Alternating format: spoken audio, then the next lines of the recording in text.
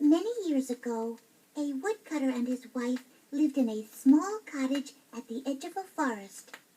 Except for an old horse named Max, they had very few possessions. Each day, when the weather permitted, the woodcutter would hitch up the horse and go into the forest to cut logs, which they then dragged back to the cottage. During the cold winter months, when the winds blew and the snow covered the ground, he would split logs for the fire or saw them into planks from which he made tables and benches. These he sold in the nearby village. One day, as he led his horse through the woods, he came upon a large oak tree. "Well," he exclaimed, "look at this fine tree. I should be able to make quite a few tables from that thick trunk, and the top branches will supply me with plenty of firewood." As he reached for his axe, he heard a small voice say, "Wait, please." Looking around, he saw a small elf, dressed all in green, sitting at the base of the tree. "Please, Mr. Woodcutter," said the elf very politely, "don't cut down this tree. I live here, down among the roots, and it is most comfortable." And he pointed to a small door at the base of the tree. "If you cut down the tree," the elf continued, "the roots will die, water will soon seep in, and I shall be forced to move. There are other fine trees in the forest." "Perhaps you are right," said the woodcutter. "I would not like to destroy anyone's home. I will look for another tree to cut down." "Thank you," said the elf, "and for that kind deed I will grant you 3 wishes. You may wish for anything you like, but you must choose them wisely.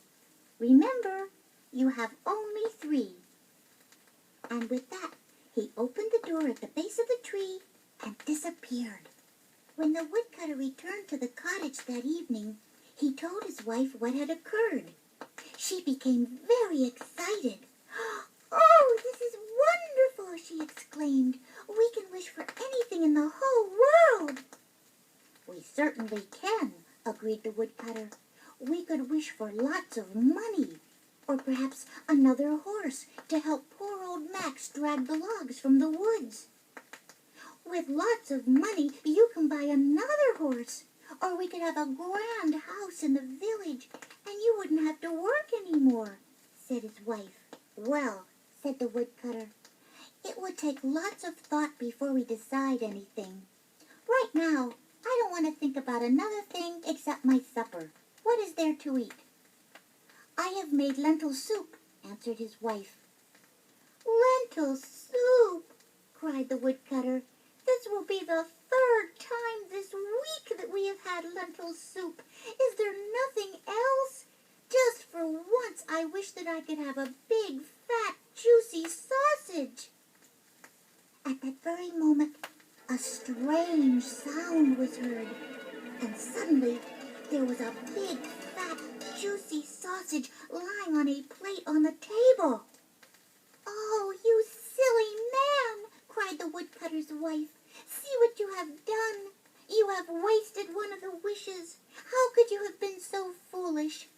I wish that your big, fat, juicy sausage was stuck on the end of your nose."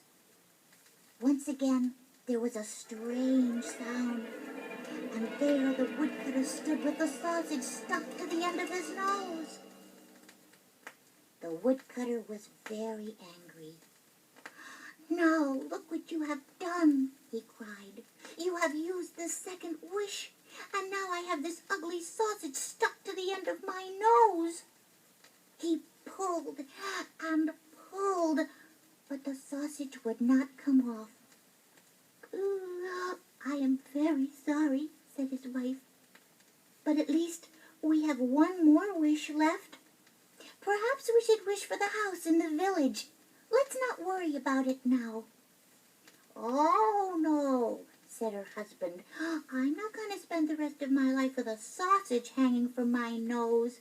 It is most uncomfortable, and I hate to think of what will happen if I sneeze.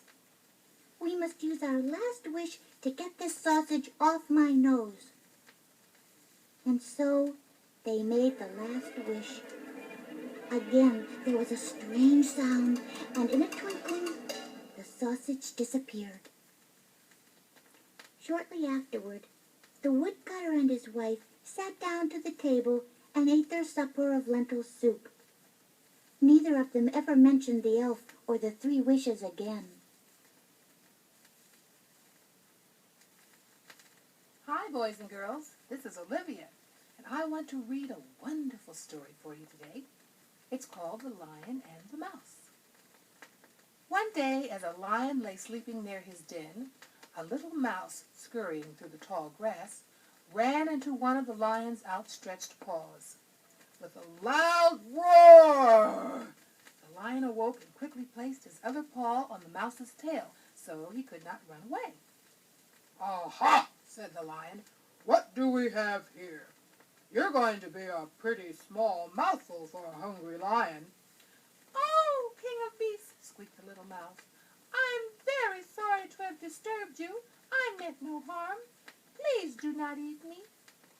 "Well," said the lion as he lowered his great head towards the mouse, "even a little mouse is better than no mouse at all, isn't it?" "Please, sir," cried the little mouse, "let me go, and I shall never forget your kindness. Perhaps someday I shall be able to return the favor and do a good deed for you." The lion began to laugh at the idea of the little mouse ever being able to help him. He lifted his paw from the mouse's tail and said, "Be off, my friend, and in the future let sleeping lions lie." And the mouse scampered off. A few weeks later, the lion was walking through the jungle, and he fell into a trap made of ropes, which had been placed there by the hunters. His roars filled the jungle as he tried to escape, but the more the mighty beast struggled, the more tangled he became in the ropes. The little mouse, scurrying about looking for seeds, heard the roars and recognized the voice of the lion. He raced as fast as he could to the spot where the lion was held captive. He immediately set to work gnawing at the ropes, first this one, then that one, until finally the lion was free. "I thank you, little mouse," said the lion. "I can see now that any good turn we do always has its own reward. I will never forget the lesson you taught me. Little friends may prove to be great friends." And the lion and the mouse walked out of the jungle together.